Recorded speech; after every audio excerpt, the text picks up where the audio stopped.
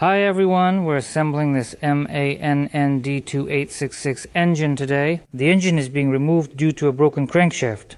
It was repaired 80,000 kilometers ago, but not by the current owner. The previous owner needed the engine to run a bit longer. Driving with a broken crankshaft misaligned and scratched up the block, making it unusable. We now have a different block and crankshaft. This engine arrived at my workshop in this state.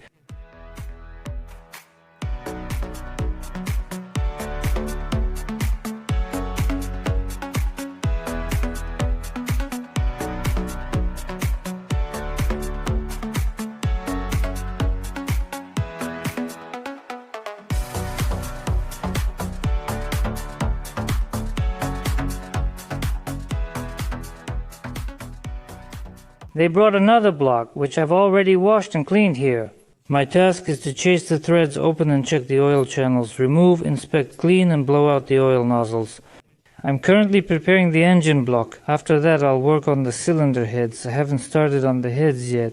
The heads need to be sent to the surface grinder. About 80,000 kilometers ago they were supposedly ground, but after cleaning one, an imprint from the gasket is already visible. It's not a huge sum, likely about 2,500 to resurface all 6 heads. Some parts have already been sent out for repair to a third-party company, including the fuel pump, injectors, and connecting rods for bushing replacement. I sent them out and now I'm installing them. Footage. First of all, I'm preparing everything that will be sent for repair to an outside organization. That's the connecting rods, the pump, and the injectors. So, another important point about the pump is that these bolts have already been replaced before. Yes, so this one is still the original German bolt, you can see that, and this one here has already been replaced at some point.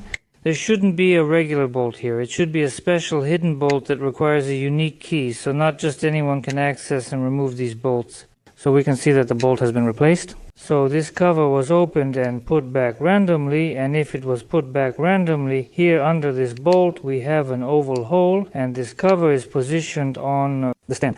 A fixed mark on the pump ensures proper ignition setting. If moved, the ignition must be set by guesswork. So I wrote to check the mark, the arrow. I drew it. It's a must. Pay attention and take a closer look. I just washed and blew out the connecting rods, preparing them. As usual, we're replacing the bushings. I cleaned the injectors with a brush. The injectors also seem to have been repaired, but at the very least they need to be checked.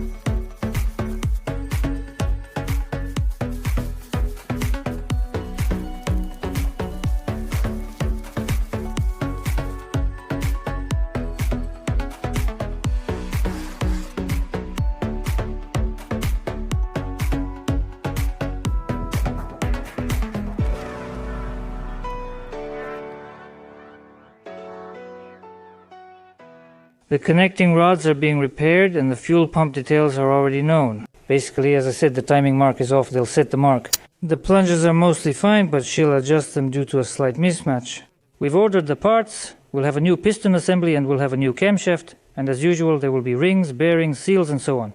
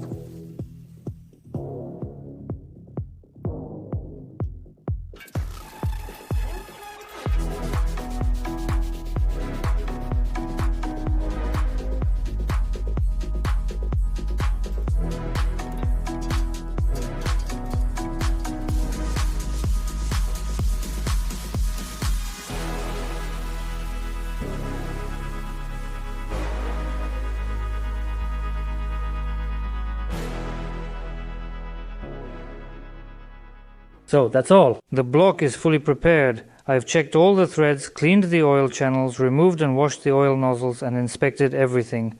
The block is ready for assembly. Next, I'll work on the head by removing the valve covers, taking off the rocker arm, and removing the valve keepers.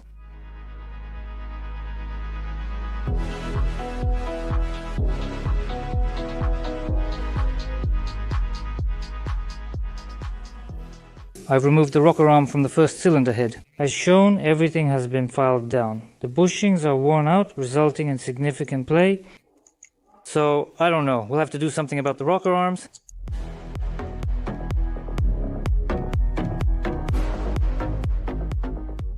I disassembled it and removed the keepers from the exhaust valve on the first cylinder. According to the customer, the heads were worked on around 80,000 kilometers ago. But if you look at the condition of the seat, I wouldn't say so. We can see the type of pitting, carbon deposits, and other details. I hope to take it apart, replace the valve stem seals, clean it, remove carbon deposits, and have it ready. I still need to lap the valves, restore the working bevel, and inspect the valve seats on the machine. So basically the full scope of work.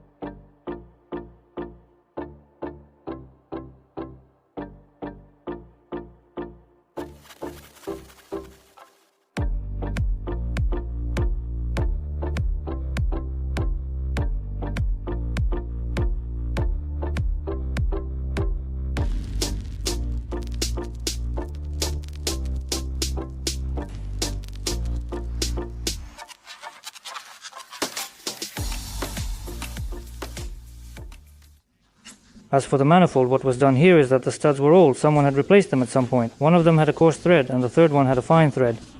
I could have left them in, but there was already significant corrosion, incomplete threads, and the nut was loose. Moving on. So, I tried to unscrew the studs to replace them, but they wouldn't move. I went to the welder, welded on some nuts, tried to unscrew them with the nuts, but still nothing worked. It was clear that I broke two studs and had to drill them out. After drilling, I cleaned up the threads, screwed in new studs, installed the gasket, and got the turbo ready for immediate installation without modifications. It was replaced literally, but not that long ago. In general,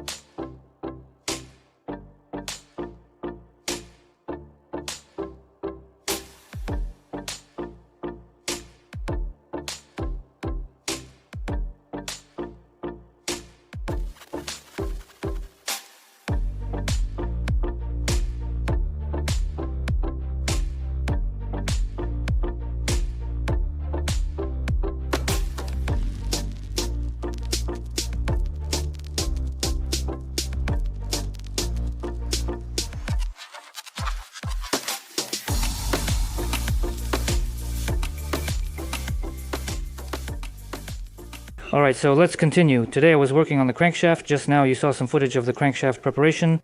Today the connecting rods arrived. As you can see, they're still packed. I haven't opened or checked them yet.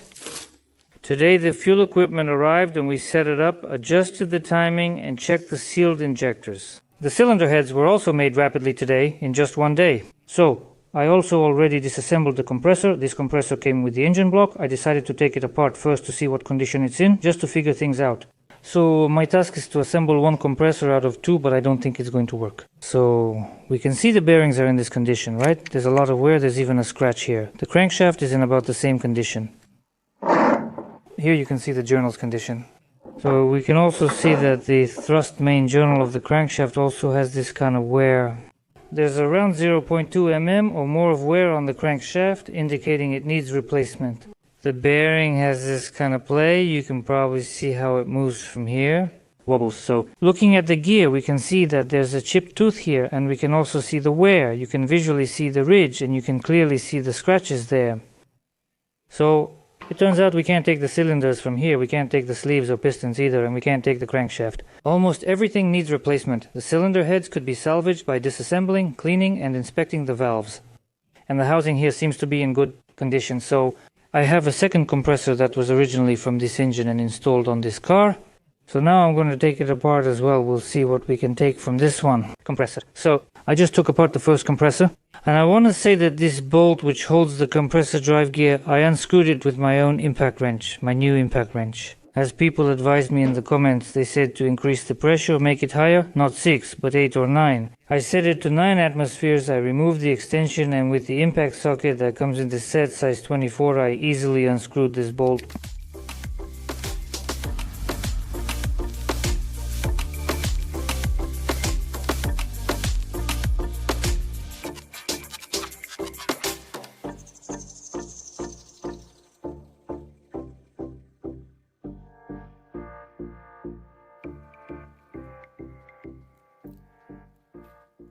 So what can I say about this compressor? Wear and scoring are visible on the bearings. The rings show signs of previous work and are in slightly better condition.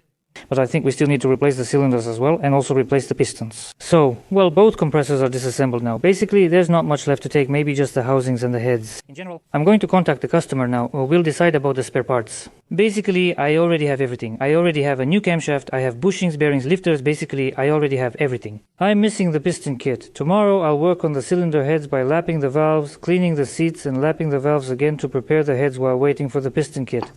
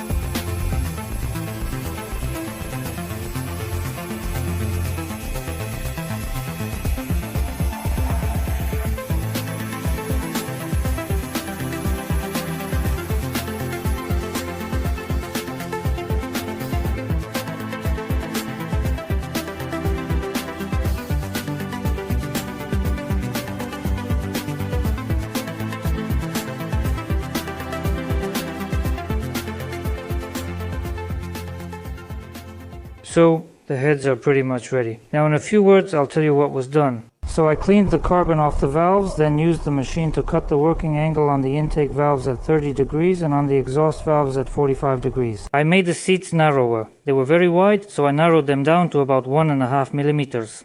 So I finished the seats and valves, lapped them with paste. Now as you can see, each valve has a mark from the seat.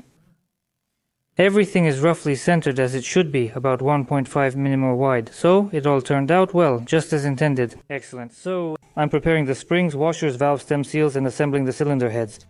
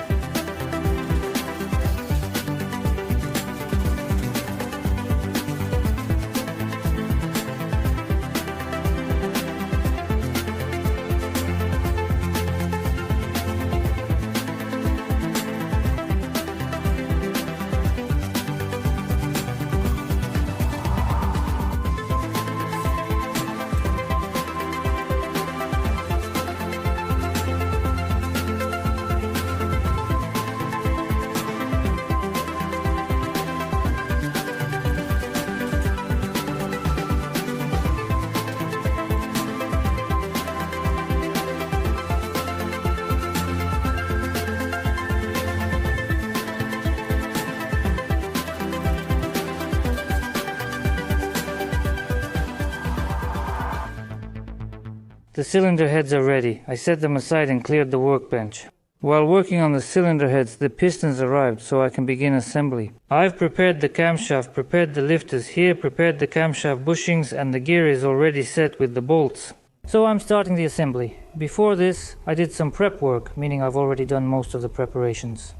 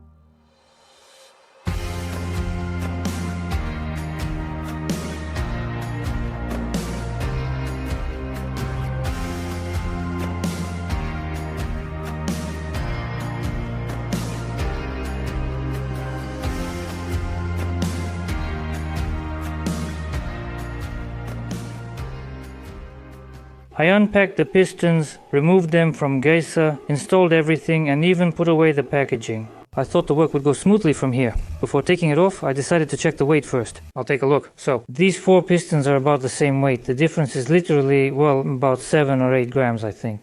These 2 pistons are heavier, almost by 90 grams.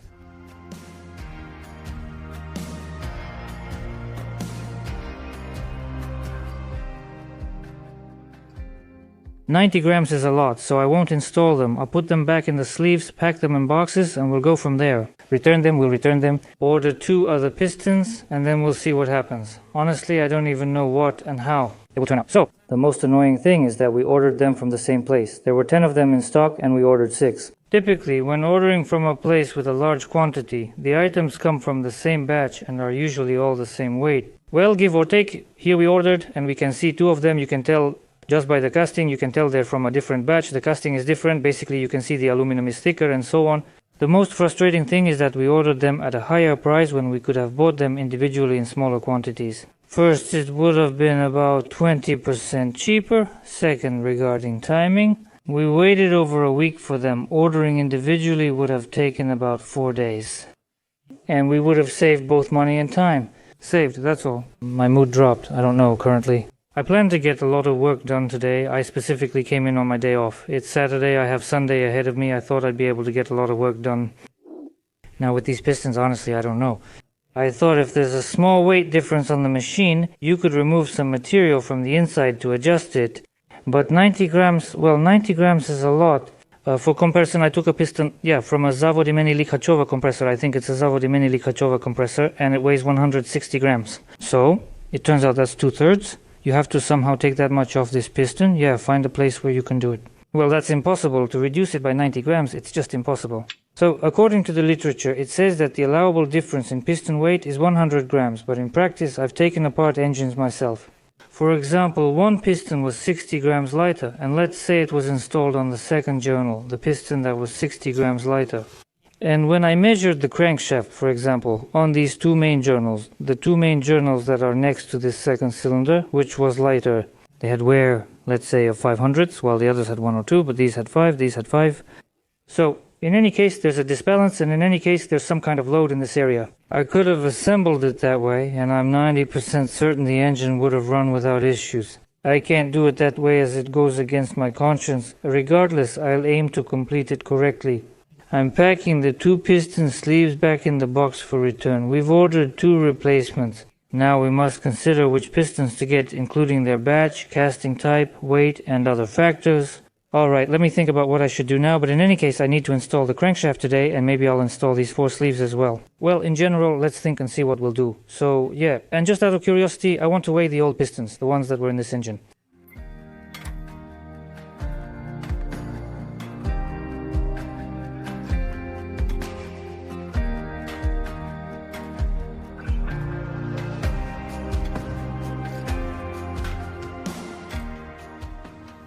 Alright, so we can see that the heaviest piston is 3,667. The lightest piston is 3,630, so the difference is 37 grams, not 90 grams like in our case. Now I'm weighing the 4 pistons we have left on camera, and then we'll look and compare.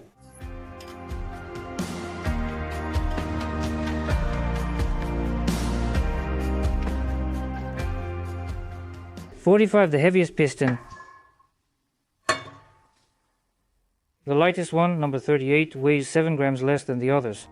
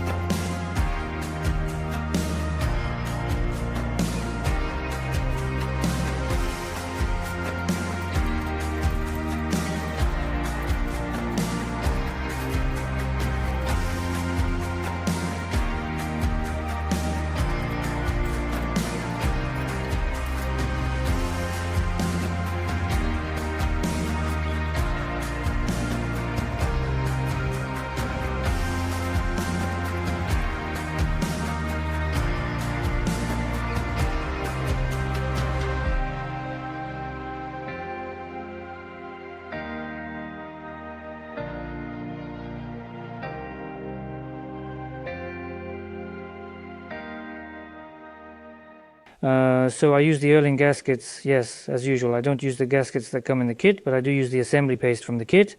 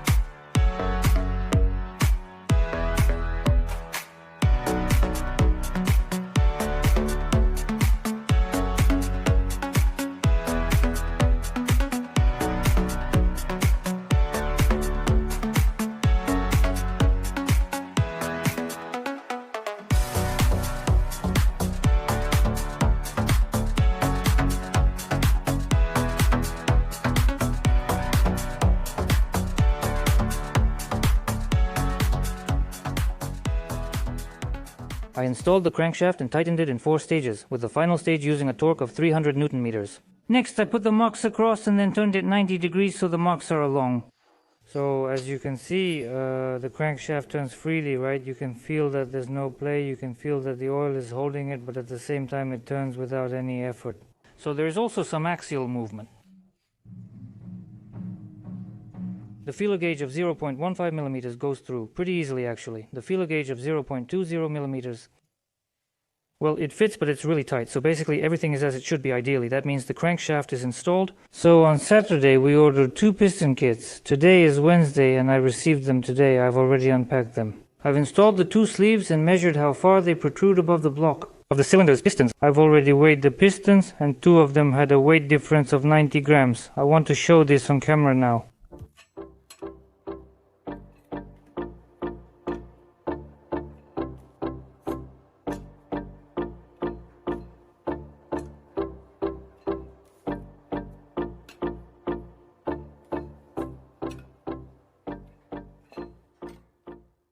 The heaviest piston is 53 grams, the lightest is 38 grams.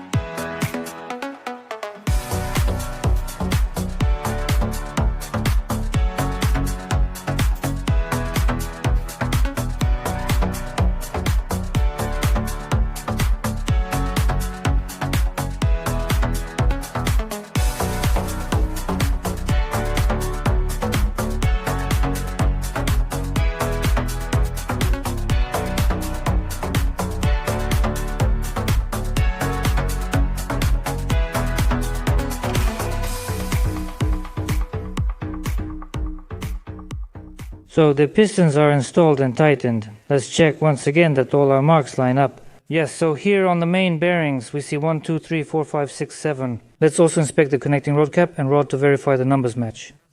Also. So I want to show you something. This is very rare in engines.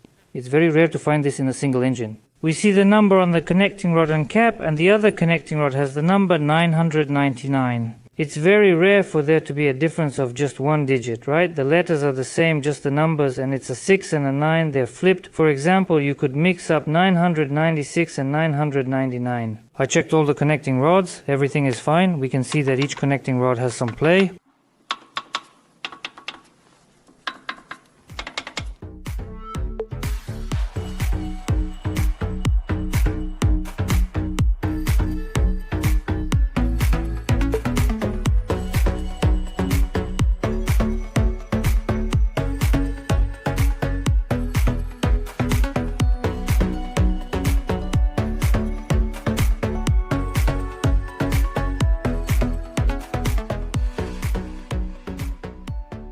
So I installed the counterweights and tightened them. Basically, I'm done with the crankshaft. So I'm checking the timing marks again. We can see 2 marks on the camshaft and a dot on the crankshaft. I checked the injector's fit in the piston. Everything looks good with proper clearance and nothing protruding. That's also crucial to check. I'm finished with Elva and now I'll install the rear and front covers.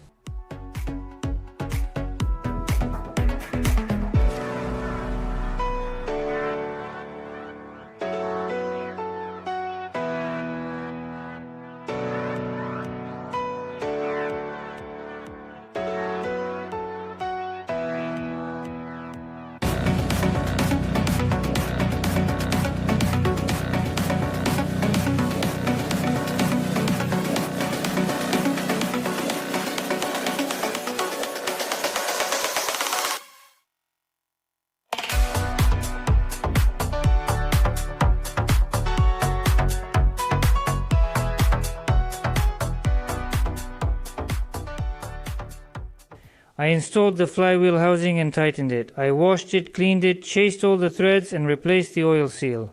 The housing is done. Installed. Next. I will install the flywheel. The flywheel remains the old one. I removed it and flipped the ring gear. There's already wear on this side. Well, as usual, at 3 places about 120 degrees apart, there's wear on the teeth. I flipped the ring gear, installed a new thrust washer for the oil seal and replaced the flywheel bearing.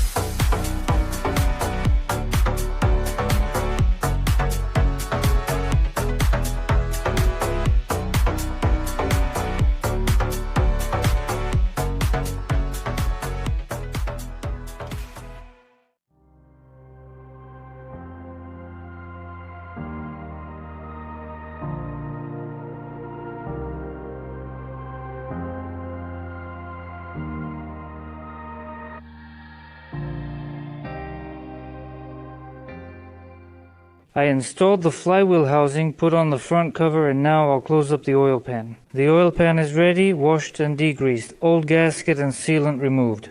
I also prepared the plate, 2 gaskets, the pickup tube and the pump. We'll get a new one with maximum performance and a tooth height of 43.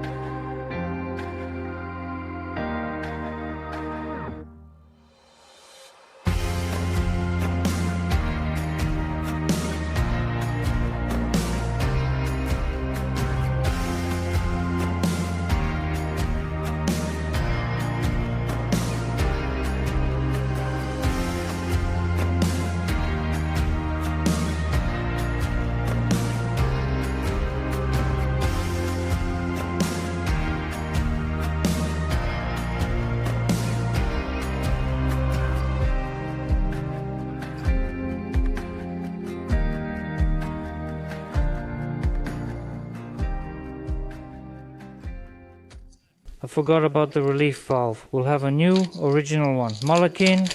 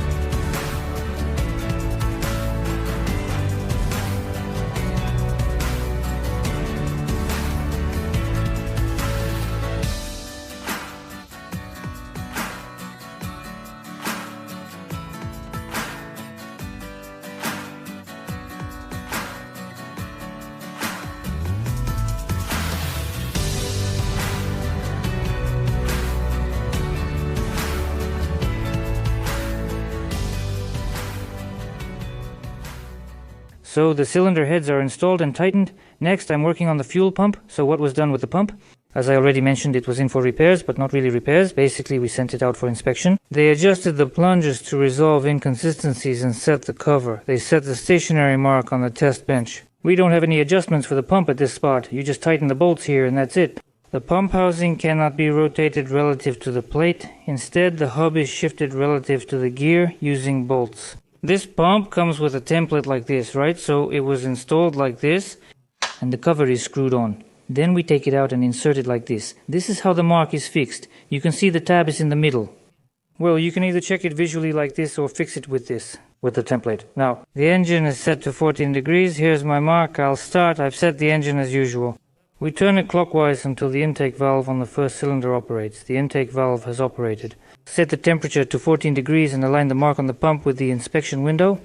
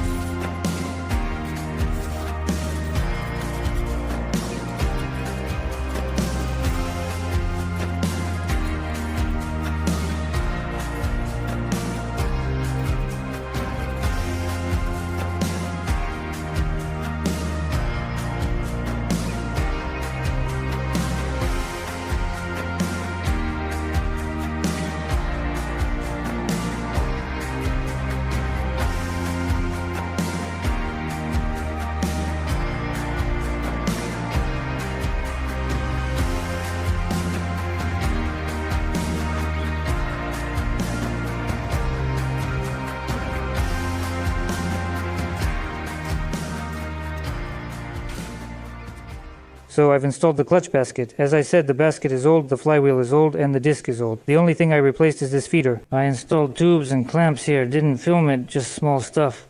The engine is assembled, but the compressor will be new. I took apart 2 compressors, but there wasn't much usable from them.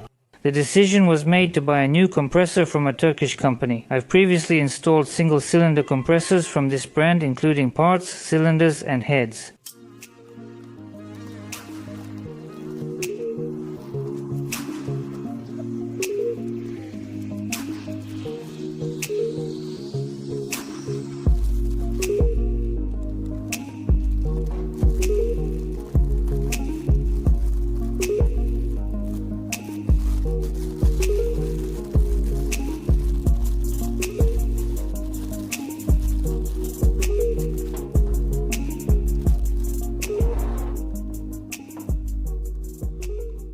So basically, we can see everything. The compressor is the one we need, everything is good. We have seals, yes, to make sure the bolts haven't been unscrewed.